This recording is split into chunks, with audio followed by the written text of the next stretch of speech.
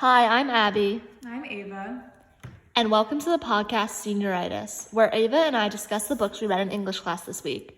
Today's topic of discussion is the book The Stranger, written by Albert Camus in 1942. Today we will summarize the book and then we will discuss the psychology behind the book with two experts. So Ava, before we begin our summary, did you like this book? I thought the book was very interesting, but it was also kind of disturbing how the book opens with his mother's death.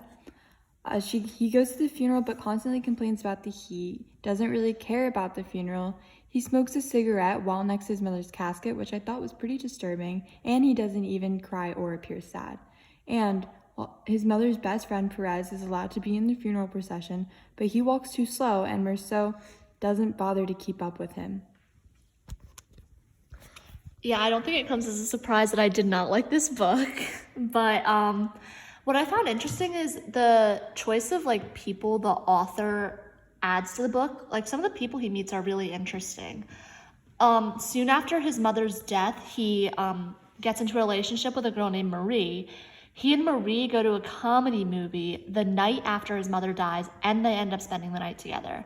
The next day, we meet some of Merceau's neighbors. One of his neighbors is a guy who mistreats his dog. His name is Salamo. This guy beats up his dog, but later when the dog's missing, he is extremely distressed over it. And it turns out that the dog was actually like a symbol of his wife and the relationship he had with that wife. Then we meet another one of Merceau's neighbors, Raymond, who mistreats women. He's actually a pimp, so that adds a little bit of spice to the book. And Raymond is mad at his mistress for cheating on him, so he asks Merceau to write a letter on his behalf to the mistress so that the mistress will come back to him and he can beat her up. And it turns out that as a result of the letter, the girlfriend comes back to him and the girlfriend ends up getting beat up. And what's even more interesting is the reaction that Merceau has to this. He actually witnesses the girlfriend getting beat up and he just doesn't care, which is sort of a theme with Merceau throughout the book. Like he doesn't really care about anything, which can be frustrating to readers. Yeah, and he begins spending a lot of time with Marie after his mother's death, and Marie then asks Merceau if he loves her, and he says that it doesn't even matter, and she wants to marry him, and he basically doesn't care if she marries him or not, so they get engaged. Yeah, like Ava said, him and Marie start spending a lot of time together, and one of the things that they do while engaged is they end up going to the beach with Raymond, who has a friend who has a beach house. So what ends up happening on the beach is that Raymond, Merceau, and the friend are walking along the beach, and they run into the mistress's sister. So the mistress who Raymond beat up, they run into her brother, and they get into like an altercation, and they go back to the beach house, and then Raymond heads out again and finds the brother and has a gun in his hand. And Raymond like threatens to shoot him, but he never pulls the trigger. And so they head back to the beach house for a second time. And for the third time, Merceau leaves the beach house with Raymond's gun. He finds the mistress's sister and shoots him once, pauses, and then shoots him 3 more times. So Merceau then ends up in jail. He's basically in solitary confinement, and he spends most of his time in jail sleeping, reading a strange paper, and recounting the details of his apartment. Marie only visits him in jail like a few times, and most of the discussions that they have are superficial, and they don't actually discuss anything like of substance. Another interesting thing is that his lawyer can't comprehend his lack of remorse for the crime. Merceau doesn't care that he killed a person. And Merceau ends up eventually coming to the conclusion that time doesn't really matter. He kind of loses track of time in jail. And he even goes so far as to say a man who has only lived 1 day could easily live for 100 more in prison. He actually is on death row as well, and he comes to the conclusion that there's nothing more important in life than an execution, which is a really interesting point because he doesn't really care about much in life. He also realizes that he has to hope to die because he doesn't want his execution to go wrong. Then begins his trial, where his mother is brought up frequently, and he didn't even really want a lawyer. So throughout the trial, both lawyers seem to be extremely fearful of Merceau because he simply just doesn't care that he even killed a man and has no remorse. And all of his friends are brought in as witnesses, but then he's sentenced to death, and basically he's gonna get beheaded. And while he's asked if he has anything left to say, his response is no. So Merceau's trial becomes short of the talk of the town because he's one of the only trials on the docket during the summertime. So basically that concludes the book. He ends up dying in the end through beheading, and the overall a really present theme throughout the book is that Merceau believes that life is completely meaningless. Like, he doesn't care about anything at all, and he doesn't believe that there's any purpose in life, which goes back to Camus' theology of existentialism, how like you're not born with a purpose. So Ava, some of the questions in this book that were brought up in our class discussion are, do you think Merceau is a threat to society?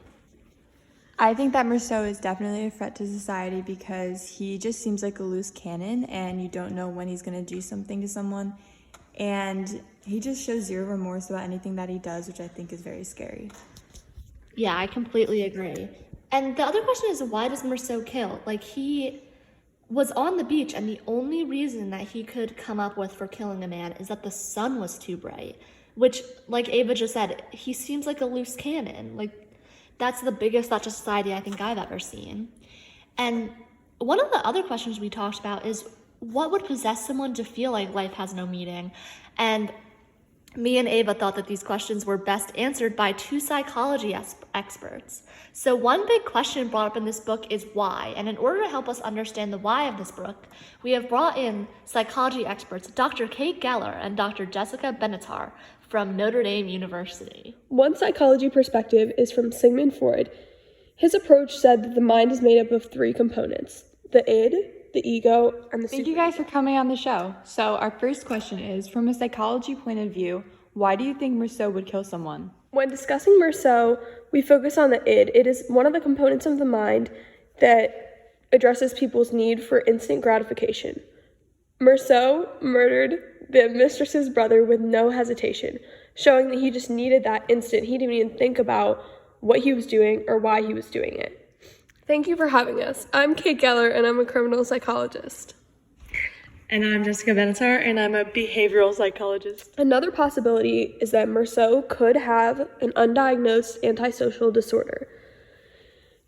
During the book, we see that he lacks a conscience of wrongdoing, even towards his family or friends. He's a bystander when Raymond beats his wife, for example, and also he has lower emotional intelligence.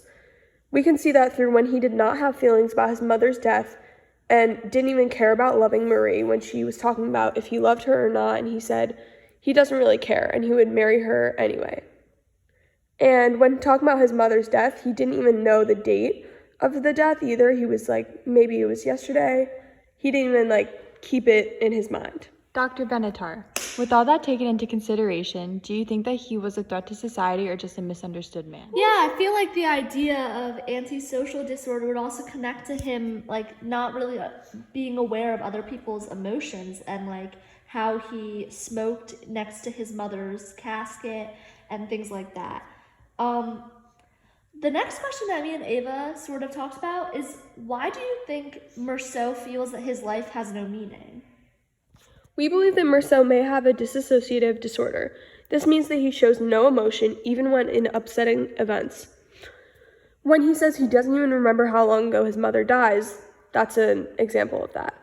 Also, people tend to disassociate from painful memories, and some physicians even link this under types of PTSD, which could be from his mother's death, because the book starts, we don't really get a background of what kind of person Merceau was like before his mother's death.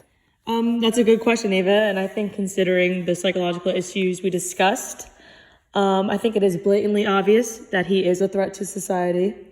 And I think considering the unpredictability of you'll never know what will set him off, I think it is best that he was taken away and locked away. I think parts of him could be misunderstood, but I think from a psychological perspective, he definitely has something mental going on.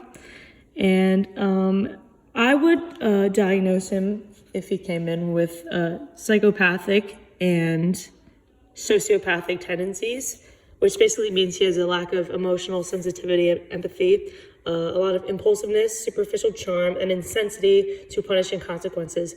Each factor of this diagnosis fits in to the description of Merceau that you guys both told me and Dr. Geller. And I think that he might be more closely aligned with a sociopath, which I think is why it led to his execution, because he did murder another person. Valid points, Dr. Benatar, and you too, Dr. Keller. Thank you for coming on to our podcast. We really appreciate your input. I feel like we got most of our questions answered, right, Ava? Yeah, for sure.